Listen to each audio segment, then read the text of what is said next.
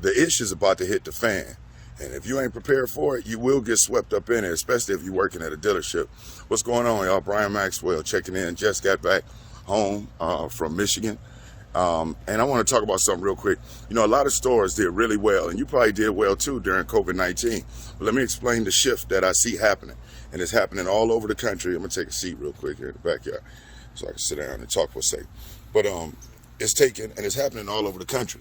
You see, what happened was people did really well during COVID-19, you know, made record-breaking numbers and whatnot. And customers that were coming in were serious, right? They weren't playing around. If they came into your store, it was because they really wanted to buy something. They had to mask up, do all of this stuff, get all this hand sanitizer to come into a building with 50, 60 people in it, running the risk of getting sick, okay? They weren't playing around. But guess what's happened? Now, people are used to it. Vaccines are out. You know, more people are out now moving around. And you know what? Old habits die hard. So the way people thought and the way people bought prior to COVID-19, you see it slowly cycling back in. And what's happening is sales profit margins are starting to drop again. Conversion ratios are starting to be impacted again. And what's happening is in our industry, as always, the automotive industry is more reactionary as opposed to taking precautionary steps, meaning reactive rather than proactive. You know, it's kind of the, you know, we could make a move, but we're doing fine right now. And then when the shit has hit the fan, now it's time for us to do something, not what it should be.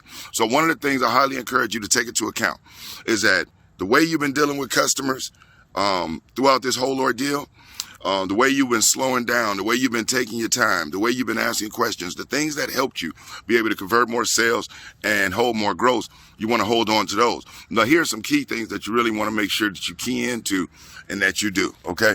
Number one is that you ask the right questions, okay? Making sure that you ask the right questions. By asking the right questions, you get a chance to learn more about the customer that you're dealing with, about the person that you're interacting with, okay? And obviously, at the end of the day, people don't care how much you know. Excuse me. They don't care how much you know until they know how much you care, okay? And how do people know how much we care? Through the questions that we ask. And not just the questions that we ask, but how we actually ask the questions, okay? Are we asking them with sincerity, like we actually give a shit about them? Or we seem like we just running through a typical process and just wanting to ask them what we have to ask them and we really don't give a damn? Because either which way, they can definitely tell whether we are genuine and sincere or whether we really don't want them to even be here. Number two, it's not just the questions that the way you ask the questions, but what questions are you really asking? Asking questions about, you know, how you feel about the weather or what you think about the game and stuff like that. Those questions really don't mean anything whatsoever. But when you're asking relevant questions toward, hey, listen, let me ask you a question. How big is your family? Really? Boys, girls? What's their names? What's their ages? Oh, you have a significant other? Really? How long you guys been together? Oh, that's cool, man. You know, hey, what type of work do you do? Questions that allow them to open up and talk to you about themselves, but at the same time are giving you relevant information to be able to help you to convert that deal. Now, when it goes with the questions, that's one thing, but little things such as, are you offering your guests any beverages like coffee, water, hot chocolate? Are you showing them the new Starbucks machine you guys have? Are you letting them know that you guys have free Wi-Fi, that you have shuttle services, that you may have a daycare center there for the children? Whatever additional beneficial things that are available for them, you want to make sure you're sharing that. It's the little things done in a big way that make a huge difference as far as in converting your customers into clients, okay? And then outside of that, once you ask the right questions, once you made sure that they're comfortable, once you've identified what it is that they're looking for that's going to help them feel comfortable about making a smart, safe buying decision with you, you always want to make sure that you recap that. And you recap that by saying, hey, listen, if I understand you correctly, and I believe that I do, what you're looking for is yum, dum, dum, dum, and dum. Now, what this does, it lets the consumer know, wow, they really were concerned. They really paid attention to everything that I was speaking about. And it makes me feel that my investment is with a good place. Because let's be real, when a person is going out shopping for a vehicle, they can go anywhere that they want. The fact that they chose our location, you know, studies show that 80% of the people want to buy, 85% of people want to do business with the very first store they go to. This is how we get that percentage of people going to 1.5 dealerships before they make a buying decision. It's because they want to buy from the first one that they go to. But why don't they? A lot of times, see you later. But a lot of times it's because the sales associate didn't give them a good enough reason to do business there. And yes, I'm saying the sales associate didn't give them a good enough reason. Just because the product is there doesn't mean that's a good enough reason. You ever been to a restaurant before that got awesome food, but you were treated a certain way and you'd have ran out of there and wouldn't have gave them $1 if that was the last place on the planet? Of course. Now, does the sales rep do it on purpose? Not all the time. Matter of fact, I'd say over 90% of the time it's totally inadvertently done. But, you know, at the end of the day, you know, we can't, you can't help it.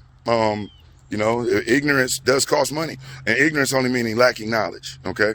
So now with the recap, you show them that you truly care. You've been listening. You're concerned. And when you go out to show them the actual vehicle, making sure that you realize it's a show. This is entertainment. Okay. It really is. It's bigger than just them buying a vehicle. You are a sales associate. It is your responsibility, our responsibility to build the value in this product or service where this person say, oh, I got to have it. I gotta have it. It works just for me. It does exactly, it helps us out. It does exactly what it is that we're looking for. I gotta have it. Yeah, that's the spot. I gotta have it. And so, instead of just letting them stand at the front of the car and do what it is that they want to do and just maintain and have control, no, you grab them by the hand and you start them off at the beginning of that vehicle and you walk them around that damn vehicle. Okay.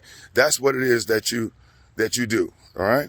You point things out to them. You show them what features and benefits will help them accomplish or achieve what it is they were trying to accomplish or achieve. That's what it is that you do, okay? Now, once that's done, and if it's done the right way, when you all get in there and do that demo drive, this is where you have the opportunity, when it is time to speak, to ask certain questions that don't come off as salesy, but also get the same impact of helping them mentally assume ownership. Instead of saying things like, hey, is this something you can see in your driveway? Or can you see yourself owning this? All salesy stuff. And when people hear that, they freak out.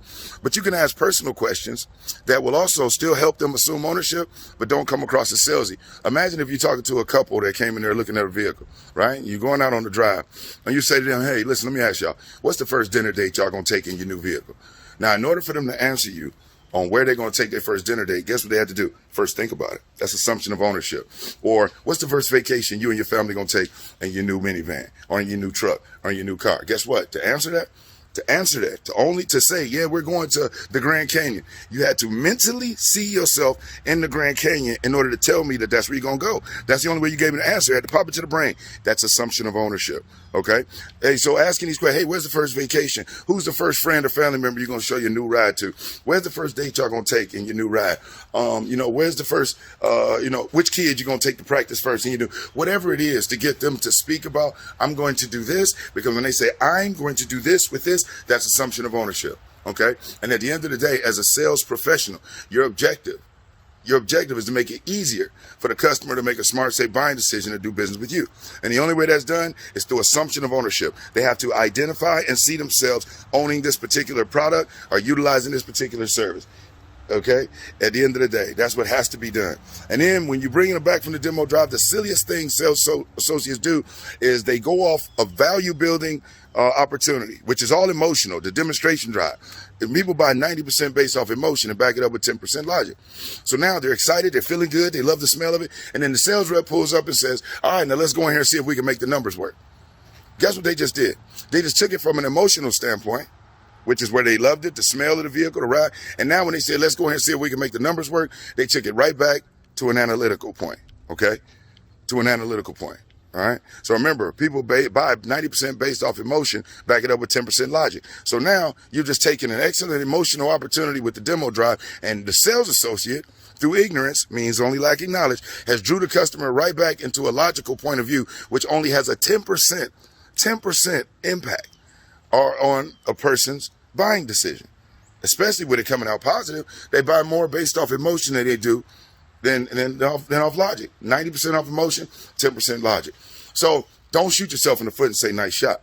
Instead of saying, when we get back, let's see if we can make numbers work. All right, folks, let's go ahead and see what we can do so y'all can start enjoying your ride right away.